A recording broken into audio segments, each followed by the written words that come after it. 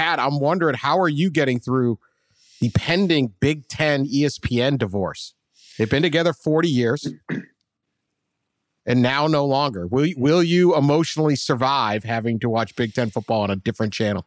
You know, they seemed like such a perfect couple, and so you just didn't see this coming, you know, seemed very happy with one another. And I have sought some counseling, you know, that's been provided. They've got support people standing by to help. No, nobody gives a damn what channel the games are on, right? The only reason anybody cares is because the revenue drives all the other decisions about who's in what conferences. The fans don't care, and I've had many people say it, and I agree with them. We'll watch the games whatever they're on, right? They don't care. It's fine. It's you know, there are certain kind of rituals and realities, traditions, I guess, that went along with the Big Ten and ESPN, mostly coming right out of Lee Corso, putting on somebody's headgear and then going straight to the Big House or, you know, Kinnick Stadium or State College or wherever, right into a Big Ten game. But it's okay. We all have working remote clickers. We can find it on another channel. It's all going to be fine. Ross, did ESPN, is it ESPN's fault and their mistress, the SEC?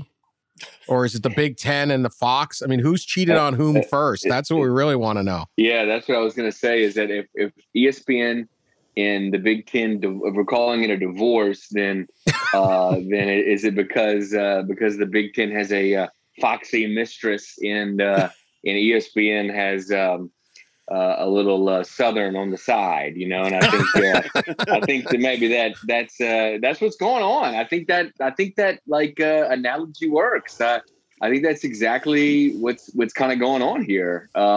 Is that ESPN, you know, the SEC has kind of hooked itself to ESPN, and Fox has hooked itself to Big Ten and vice versa. And that's where we are. I think I was making some calls on this the last couple of days about what people within the industry think about this. And there's like, you know, there's a lot of like words like it's jarring and shocking and, you know, risky. And I found that one to be the most interesting, right? That the ESPN is going to, or Big Ten's going to have some kind of negative impact because they're not featured as much on ESPN talk shows, and maybe game day doesn't go to Big Ten sites as much. And so that's interesting. I had kind of heard that some of the coaches were a little concerned up there from a recruiting advantage, a recruiting perspective, of course, right? They're always focused on the recruiting. Yeah. So I think they really were looking like, I think the Big Ten was looking for a sister wife there to Fox. I mean, it's a lot of, you know, so it's a real big step. No, I mean, to Pat's point, yeah. I mean, you're going to watch, right? And here's the big thing. The Big Ten, if you weren't following, is going to sign a deal that has an NBC game at night and a CBS game at 3:30.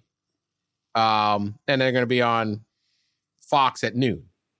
This is not, we're going to Amazon Prime. This is not, we're going to Hulu or something that doesn't. This is Fox, NBC, CBS, or Fox, CBS, NBC. This is like a deal out of 1965. I don't know, whenever Fox came along. I mean, this is broadcast. If you can't find Fox, CBS, and NBC, you're hopeless, okay? So this is an old school deal. You will find your games. It doesn't really matter.